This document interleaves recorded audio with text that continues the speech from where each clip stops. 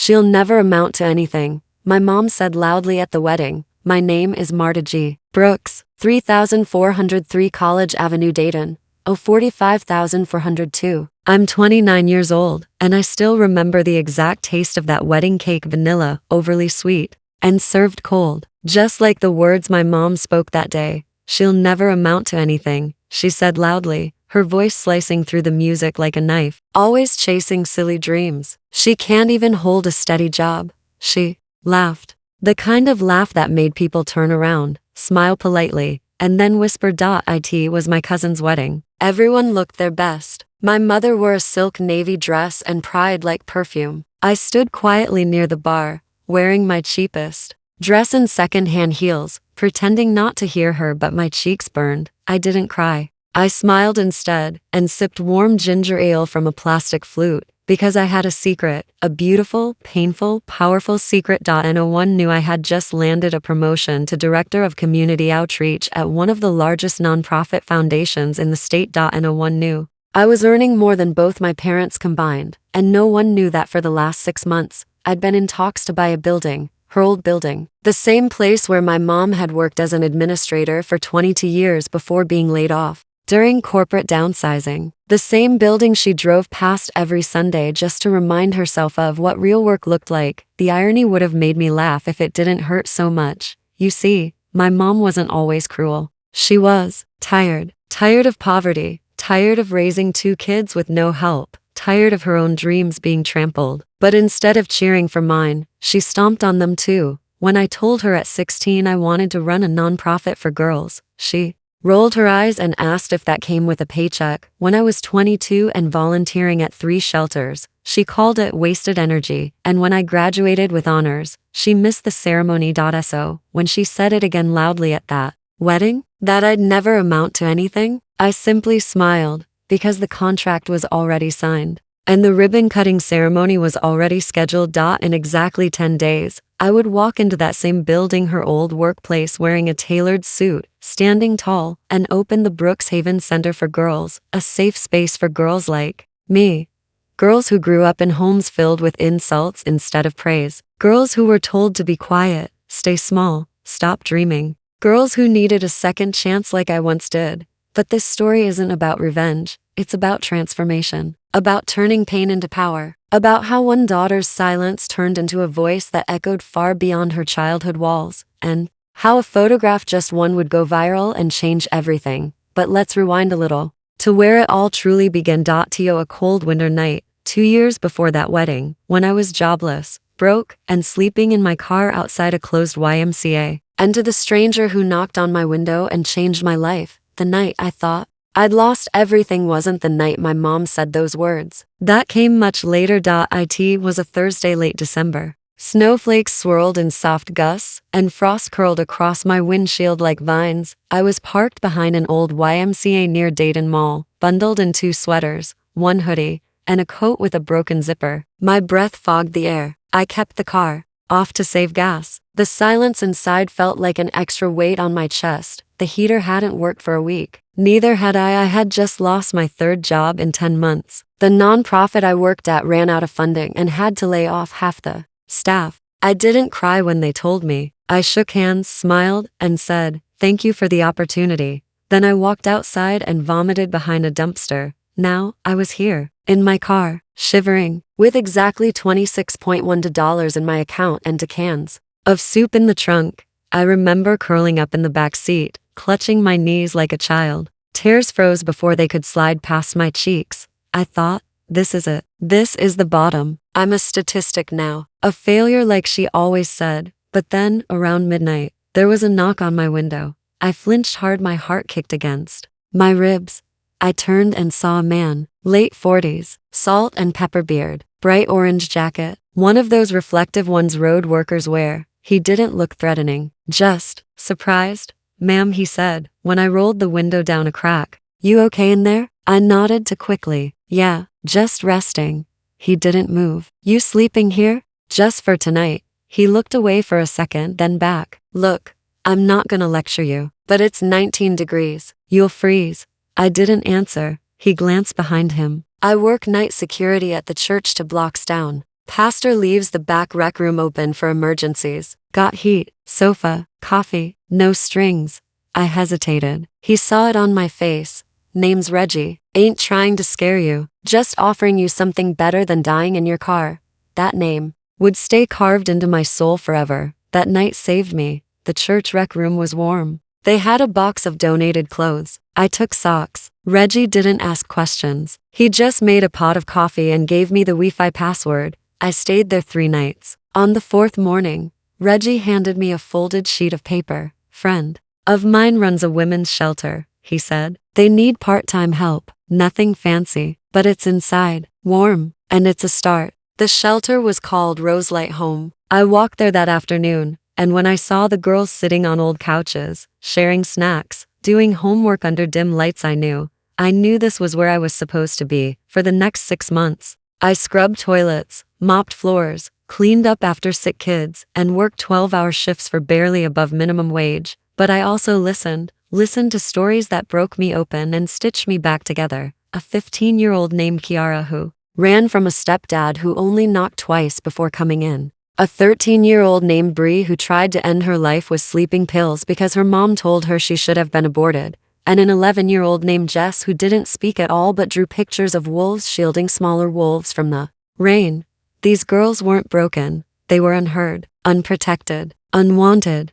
Just like I had been. I worked. I saved. I studied grant writing at night in the church rec room. Reggie checked in weekly. You good, kid? He'd say with a toothy grin. I always said yes. Within a year, I was promoted to full-time case assistant, then to outreach coordinator. Then, after helping land a 6-figure grant through a community college partnership, I became director of community outreach for Regional Women's Equity Services. The day I received my appointment letter, I walked out of the office, stood under the blue sky, and whispered, Mom, I amounted to something. She just didn't know it yet.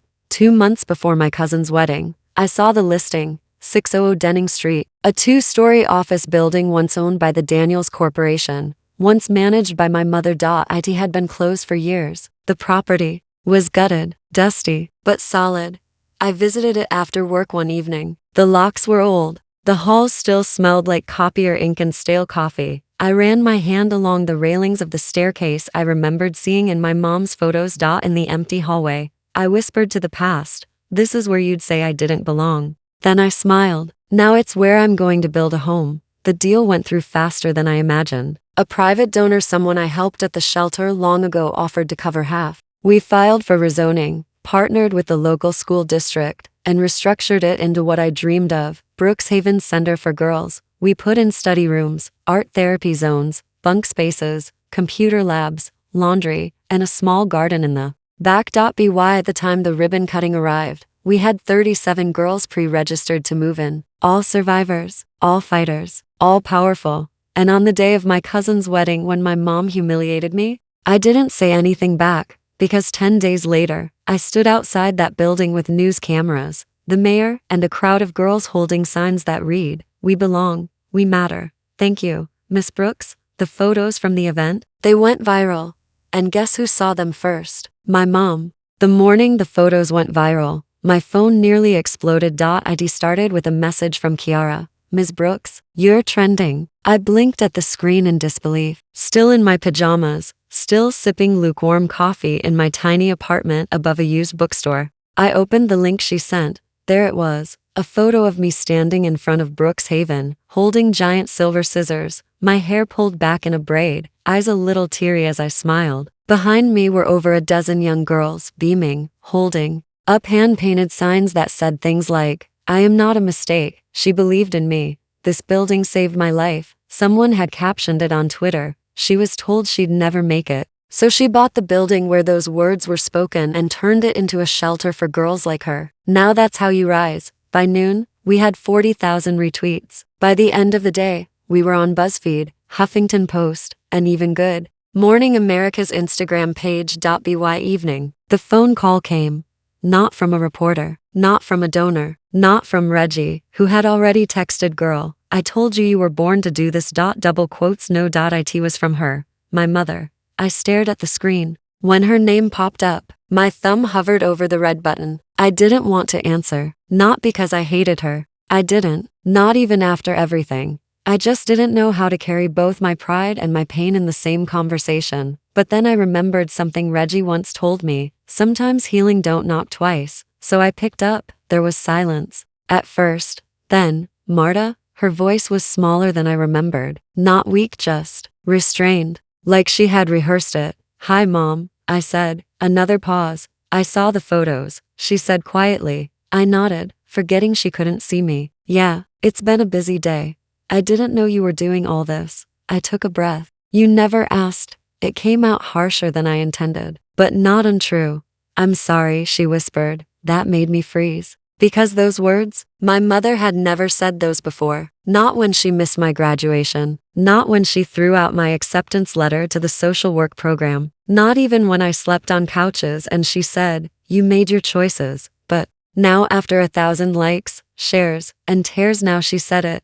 "I was wrong," she continued. "About what I said. About you. I thought I was protecting you. Preparing you for the world. I didn't realize I was becoming the thing you needed protection from." I didn't speak. My throat was tight. "I was angry," she added. Angry at myself. For not trying harder. For never chasing my own dreams. "I saw you doing what I never could. And I resented it. It took all my strength not to cry. Not because of her apology, but because I realized how much of my own self-worth I had tied to her approval. "I forgive you," I said, softly, honestly.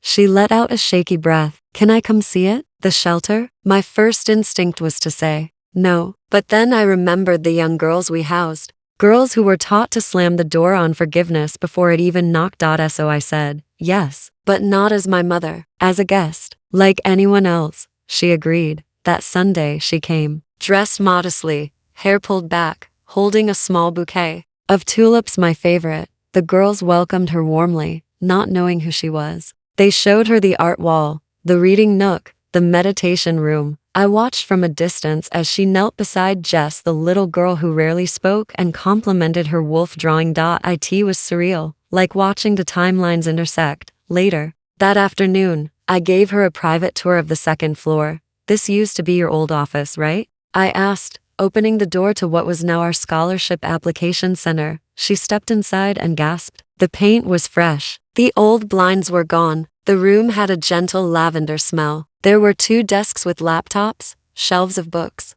and soft lighting. "It looks beautiful," she whispered, touching the windowsill like it still remembered her fingerprints. I waited. She turned to me with wet eyes. "I'm proud of you." That broke me. Tears poured down before I could stop them. All those years of silence, dismissal, being made to feel invisible, undone in one sentence. "I didn't need you to be proud of me," I whispered back. "I needed you to believe in me when I couldn't believe in myself." "I know," she said, "and I'm sorry." We stood in that room for a long while, surrounded by the ghosts of old expectations and the birth of something new. The following week, a young girl named Tasha arrived at the shelter, 14, shy, fidgeted with her sleeves. Her stepdad had called her trash, and her mother told her to go live with strangers if she liked them so much. She had one small bag and no plan, but she had a place now. I walked her to her bunk, showed her where the snack stash was, and handed her a clean journal. "This is your space now," I said. "You don't owe anyone perfection, just progress." She nodded, barely whispering, "Thank you." Later that night, I sat alone in the office, the same room my mom used to sit in, and opened the shelter's Instagram page. The viral post had hit 2 million likes, but the comment that stood out the most read, "You turned your scars into a safe place." This isn't just inspiring, it's holy. 2 weeks after the shelter opened, I received a letter, not an email, not a comment or DM, a handwritten envelope. No return address, no stamp, just slipped beneath the door early one morning before the girls woke up. The paper smelled faintly of jasmine. It read, "Dear Marta, I saw your photo on the news." At first, I was angry, then confused, then proud. I don't know how to say this properly, so I'll just say it. "I'm sorry. I told myself I was doing my best with you, but really, I was just scared you'd outgrow the cage I built around you. And you did. You outgrew it with grace and fire. You proved me wrong in the most beautiful way. Thank you for turning pain into purpose. You gave girls a place I never had. And I hope, one day, They tell your story to their daughters. Your mother, I held that letter for hours. It was the first time she ever acknowledged the pain she passed down. And the first time I truly saw her not as the villain in my story but as a wounded woman who was never given a story of her own. I placed the letter in a glass frame and hung it inside the counseling room, not as a trophy but as a reminder that change is possible, even in those who once hurt us the most. That same week, I sat down with a reporter from the Dayton Journal. The interview had been scheduled after our post went viral, and the writer, a young woman named Shari, told me before we began, "I hope you know how many girls you've already saved just by telling your story." That sentence stayed with me through the entire interview. She asked me how it felt to own the same building where my mother once worked. I told her, "It's not about ownership, it's about reclamation. I didn't buy this place for revenge. I bought it to rewrite its purpose. To take the same space where I was told I'd never be enough and turn it into proof that we are more than enough." She asked about the mission of Brookshaven. Our mission, I explained, is to remind every girl who walks through those doors, you are not what they said about you. You are what you choose to become. Then, she asked about my plans for the future. First, I didn't know how to answer, but later that night, as I watched the girls painting sunflowers on the hallway wall, laughing, messy, carefree, I realized the future is them. Not buildings, not headlines, not even viral photos. It's the girl who learns to sleep peacefully for the first time in years. It's the girl who dares to apply for college, even though her mom never finished middle school. It's the girl who starts to smile again, slowly, shyly, like sunlight peeking after a storm. 3 months passed. Then 6. We expanded the kitchen. We partnered with 2 schools for academic tutoring. We started hosting weekly therapy sessions and art nights, and then came recognition day. It was a Saturday. The sun was out. The courtyard smelled like lavender, and dozens of community members came to celebrate the shelter's impact. There were speeches, performances, food trucks, even a girl named Lyra who read a poem titled, "I Am More Than What They Called Me." As the final speaker stepped off stage, I was asked to say a few words. I took the mic with trembling hands. My voice shook, but I smiled. I used to believe, I began, that silence was strength, that the only way to survive was to keep my head down and wait for it to be over. The crowd quieted, but the truth is silence is just another name for fear. And today, standing in front of you, I am no longer afraid. I pointed to the building behind us. This place isn't made of bricks and walls. It's made of second chances. And every girl here, she's not broken, she's becoming. And I am honored to witness every piece of that transformation. The audience erupted in applause, but as I stepped down, I saw her, my mother, sitting quietly in the back row, hands folded in her lap, her hair streaked with more silver now, her eyes red, and next to her, a teenage girl. She looked no older than 16, nervous, quiet.